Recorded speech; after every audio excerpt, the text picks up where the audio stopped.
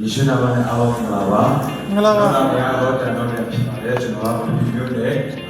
ဇွတ်တော်မှလည်းဖြစ်တယ်။ဒီတင်တန်းဟာကျွန်တော်အမြင်ပြောပဲဆိုတော့လုံးဝအရှုံးရှုံးမခံတဲ့တင်တန်းလို့နေတယ်။အရန်ကိုမှကောင်းတယ်ကျွန်တော်တို့အတွက်အရန်ကိုအထောက်အကူဖြစ်စေတဲ့အရန်ကိုတင်အားအခါစားပြီးတင်တန်းကိုပြုတယ်ကျွန်တော်မြင်ပါတယ်။အဲ့ဒါကြောင့်ကျွန်တော်အများကြီးထဲမှာကျွန်တော်လက်ချက်ကိုကျွန်တော်ဒီနေ့ပြောချင်တယ်။ဘာလဲဆိုတော့ကျွန်တော်တို့ရဲ့ရန်သူအစီအမံဟာဘာလို့လဲ။တခါတလေကိုနဲ့ဆက်ပြဲလူတွေကဒီအားပြရတယ်လို့တတ်မှတ်တဲ့ကြားတယ်ကျွန်တော်တို့ကအဲ့ဒါကြောင့်ရန်သူကျွန်တော်တို့မှာရန်သူရှိပြီဆိုရင်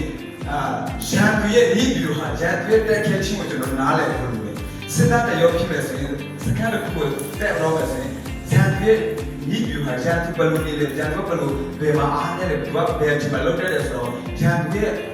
ဤဘီလိုဟာရင်ဆုံးလေးလာရတယ်အဲ့ဒါကြောင့်စနာနာကျွန်တော်တို့ဘယ်လိုလုပ်လဲဘယ်လိုတက်ခဲတဲ့ဆိုတာတော့အရာကိုတင်လာတဲ့အခါမှာပို့ပြီးတော့ကျွန်တော်တို့အတွက်ဘယ်လိုပြင်ဆင်ရလဲဆိုတာပို့ပြီးနားလည်သွားတယ်ပြီးတော့ရန်ပွဲတက်ခဲ့ချင်းကိုလည်းကျွန်တော်တို့နားလည်တဲ့အခါမှာပို့ပြီးတော့ကျွန်တော်တို့မှာပြင်ဆင်စရာတွေပို့ပြီးတော့သိတဲ့အခါမှာပို့ပြီးတော့ကိုယ့်ကိုစံတန်ကိုညံရမယ်အရာတွေကိုပို့ပြီးတော့နားလည်သွားတဲ့အခါကိုယ်ကသိတယ်အဲ့တော့တစ်ချက်ကျွန်တော်ပြောချင်တယ်ဒုတိယအချက်ကျတော့ကျွန်တော်တို့မှာဒီညပန်းတဲ့ချင်းတွေဝေခံချင်းတွေရဲ့အမျိုးမျိုးခံရတာပါလေအတခင်ယေရှုကိုယ်တိုင်ကလည်းညပန်းချင်းတွေညဆက်ချင်းတွေဒီလိုမျိုးချင်းအမျိုးမျိုးကြောင့်ခံရတဲ့အခါမှာသူကပြန်တယ်မတူပြန်တဲ့အပြင်သူတို့အတွက်ကဆူတောင်းပေးတယ်အဲ့ဒါကြောင့်ဒီကုမ္ပဏီမှာကျွန်တော်ပြောချင်တဲ့အရာကကျွန်တော်တို့အခုတော့ညထဲမှာပါတဲ့အခါမှာကျွန်တော်တို့ကျွန်တော်တို့နေတဲ့သူရှိတယ်လို့မနေတဲ့လူရှိအောင်ရှိနေတယ်ကျွန်တော်တို့အားပေးတဲ့သူရှိတယ်လို့ကျွန်တော်တို့ရှိတဲ့ခွဲခြားတဲ့သူတွေအများကြီးကြောင့်တွေ့နေတယ်အဲ့ဒါကြောင့်ကျွန်တော်တို့အပေါ်ကောင်းတဲ့သူအပေါ်မှာပဲကောင်းချင်တာအဲ့ဒါဆိုကျွန်တော်တို့အပေါ်မှာကောင်းတဲ့သူကိုမကောင်းတဲ့အရာတွေတွေ့ပြန်ချင်တယ်ဒါပေမဲ့တခင်ယေရှုတော့ဘယ်တော့ဒါမှမကောင်းတဲ့အရာတွေတွေ့ပြန်ပဲခွင့်လို့ချစ်တဲ့သူအတွေ့ကိုဖတ်ပြရသခင်ပြီးတော့ရှိမှပြန်တယ်ပြီးတော့စွတော်ပြည့်